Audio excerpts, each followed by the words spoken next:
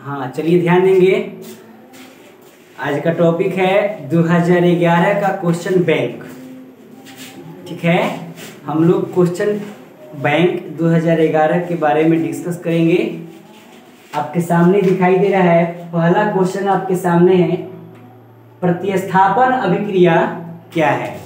आप सभी पढ़ चुके होंगे अध्याय 1 में रासायनिक अभिक्रियाएं एवं समीकरण में प्रतिस्थापन अभिक्रियाओं के बारे में, या इसको कहते हैं विस्थापन अभिक्रिया। तो आइए इसी के बारे में हम लोग समझेंगे। आपका फर्स्ट स्टेप्स है, पहला क्वेश्चन है, इसके बारे में हम लोग ध्यान देंगे। प्रतिस्थापन अभिक्रिया क्या है, उदाहरण देकर समझाइए। ठीक है, प्रतिस्थापन अभिक्रिया क्या है, उदाहरण देकर के समझाइए। तो देखिए यहां से आपका उत्तर लिखा गया है, वैसी रासायनिक अभिक्रिया जिसमें अधिक अभिक्रियाशील तत्व कम क्रियाशील तत्वों को उनके यौगिकों से विस्थापित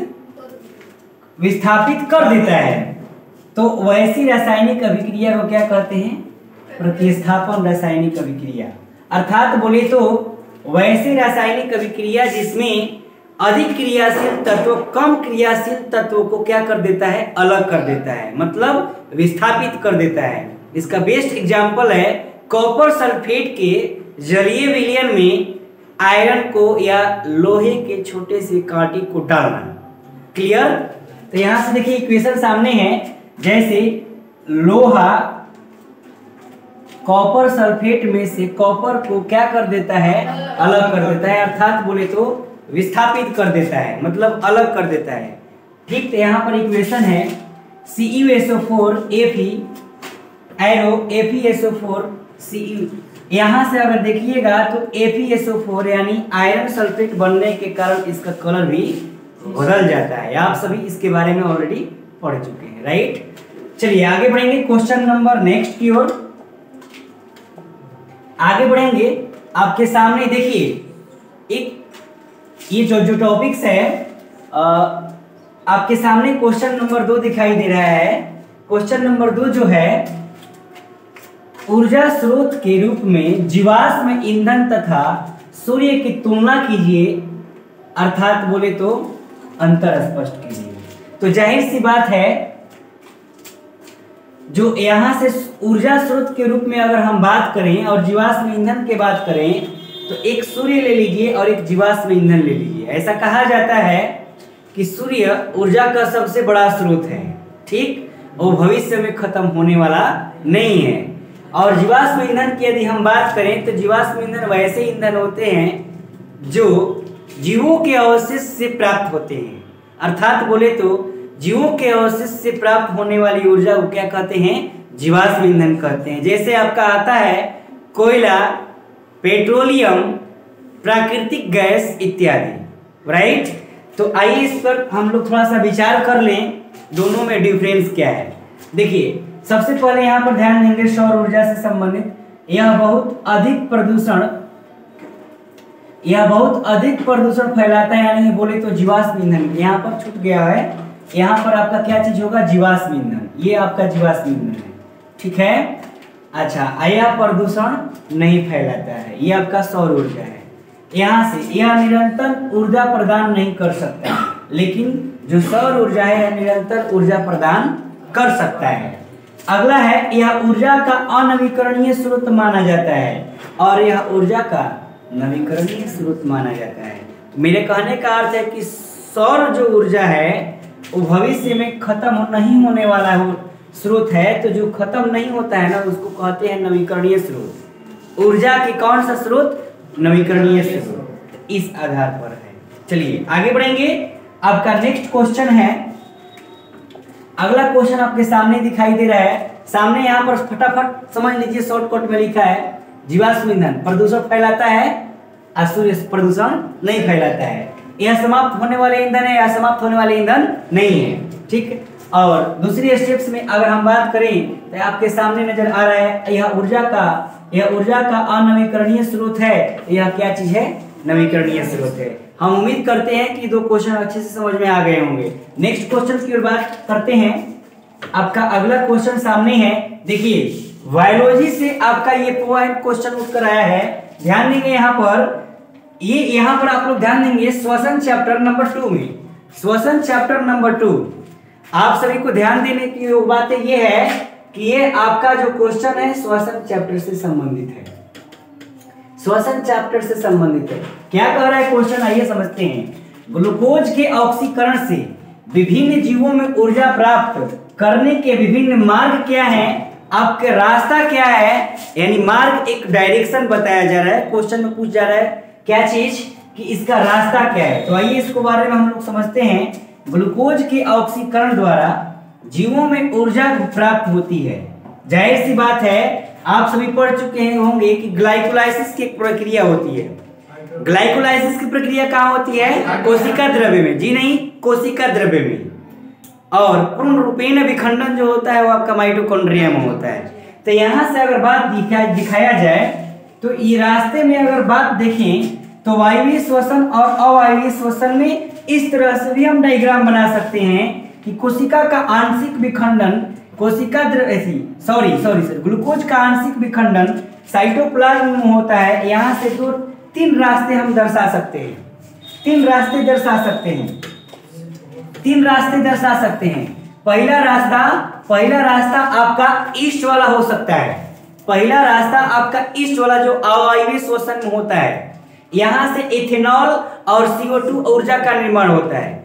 दूसरा ऑक्सीजन के अभाव में जो कि मांसपेशियों में होता है, वहां से लैक्टिक अम्ल का निर्माण होता है। वहां से किसका निर्माण होता है, लैक्टिक अम्ल का निर्माण होता है। और तीसरा रास्ता ये है कि वायवीय श्वसन में पूर्ण विखंडन जो कि आपका माइटोकॉन्ड्रिया में संपन्न होता है। तो ये 3 रास्ते अलग अलग रास्ता दर्शाया गया है। तो ये आपका वायवीय श्वसन और ये क्या चीज, अवायवीय श्वसन। जैसा कि आप सभी जानते हैं कि ऑक्सीजन की उपस्थिति में होने वाले श्वसन को अवायवीय श्वसन कहा जाता है। ऑक्सीजन की उपस्थिति में होने वाले श्वसन को क्या कहते हैं, वायवीय। और ऑक्सीजन की अनुपस्थिति या अभाव में होने वाले श्वसन को अवायवीय श्वसन कहा जाता है। क्या मेरी बातें क्लियर हो जा रही है? चलिए आगे बढ़ रहे हैं। नेक्स्ट क्वेश्चन आपके सामने है। देखिए ये भी आपका पॉइंट क्वेश्चन जो सामने दिखाई दे रहा है, जैविक आवर्धन। हालांकि सिलेबस में अभी फिलहाल पढ़ाया नहीं गया है, लेकिन फिर भी क्वेश्चन बैंक में है। जैविक आवर्धन क्या है, आइए इसके बारे में हम लोग समझने का प्रयास करते हैं। फसलों की उत्पादकता बढ़ाने एवं विभिन्न रोगों से बचाने में या बचाने के लिए कई रासायनिक पदार्थों जैसे कीटाणुनाशक, उर्वरक आदि का उपयोग करते हैं। वे कीटनाशक फसलों में संचित हो जाते हैं तथा आहार श्रृंखला द्वारा ये विभिन्न पोषी स्तरों से होते हुए अंततः मानव के शरीर में प्रविष्ट हो जाते हैं। और यही जो प्रविष्ट होना प्रोसेस है, यही कहलाता है क्या चीज, जैविक आवर्धन। कहने का मेरा मतलब ये है, आप समझिए कि कोई भी चीज फसल यानी फसल उत्पादकता के अंतर्गत में कोई भी फसल उपजता है, तो फसल के अंतर्गत में होते हुए जैसे कि फसल उपजेगा, घर में आएगा, कोई उसको दूसरा तक करते करते करते करते मानव तक पहुंचेगा। तो ये मानव तक पहुंचने के पश्चात उसके शरीर में यदि प्रविष्ट हो जाता है तो वो प्रक्रिया जैविक आवर्धन कहलाती है। मैग्निफिकेशन मतलब बायोलॉजिकल मैग्निफिकेशन के नाम से इसको हम जान सकते हैं। तो ये बातें यहाँ पर प्रविष्ट हो जा रही है। चलिए आगे बढ़ेंगे। नेक्स्ट क्वेश्चन आपके सामने है विद्युत बल्ब। ये सब कोई जानता है, विद्युत बल्ब अध्याय नंबर धारा वाला चैप्टर है, 4 नंबर फिजिक्स में है। विद्युत बल्ब का नामांकित चित्र बनाया, सब कोई जानता है इसके बारे में। विद्युत बल्ब का नामांकित चित्र आपके सामने है। देखिए विद्युत बल्ब का नामांकित चित्र ये आप फिगर बनाइएगा, ठीक है। इसमें आपका टंगस्टन लगा होता है। जैसा कि आप सभी जानते हैं कि टंगस्टन किसका बना होता है, सॉरी उसमें जो फिलामेंट होता है वो टंगस्टन का बना होता है। जो फिलामेंट होता है वो टंगस्टन का बना होता है, जिसका संकेत W होता है। जिसका संकेत क्या होता है, W। आप यह भी बात जानते हैं कि विद्युत बल्ब में कौन सी गैस भरी जाती है, तो विद्युत बल्ब में निष्क्रिय गैस भरी जाती है। नाइट्रोजन ऑर्गन जैसे गैसों की उसमें समाहित की जाती है, ठीक। ऑक्सीजन को निकाल करके अनिष्क्रिय गैस क्या कर दी जाती है, उसमें अवेलेबल कर दी जाती है, भर दी जाती है। क्लियर।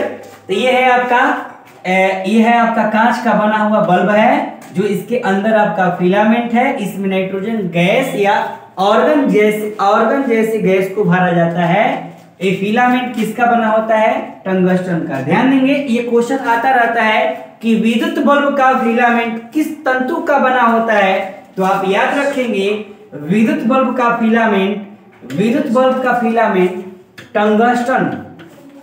टंगस्टन का बना होता है, जिसका संकेत W होता है। टंगस्टन का बना होता है जिसका संकेत W होता है। हम एक बात और डिस्कस करना चाहेंगे, जैसे जो हीटर कोई देखा है, हीटर जिसको मतलब हीटर बोलते हैं या जिस पर खाना बनाया जाता है, तो हीटर का जो तार बना होता है वो नाइक्रोम का बना होता है। लेकिन यहाँ पर विद्युत बल्ब में जो आपका तंतु होता है ना, वो टंगस्टन का बना होता है। ठीक है, लेकिन हीटर का तार किसका बना होता है? नाइक्रोम का बना होता है। चलिए इस बात को खत्म करते हुए नेक्स्ट क्वेश्चन की ओर बढ़ते हैं। आइए अगला क्वेश्चन से मुलाकात करते हैं। फिगर सामने है। अगला ये आपका फिजिक्स का अध्याय 2 पारस्परिक विस्थापन से संबंधित है। यानी बोले तो यहाँ से संबंधित हम अगर बात करें, यहाँ से क्या कर रहे हैं, थोड़ा ध्यान दीजिएगा, सभी को थोड़ा ध्यान देंगे। यहाँ पर क्या कर रहा है, क्वेश्चन नंबर 6 में कांच की आयताकार सिल्ली में अपवर्तन के 2 किरणों का नामांकित चित्र खींचे। यहाँ पर पारस्परिक विस्थापन देखने को मिलेगा।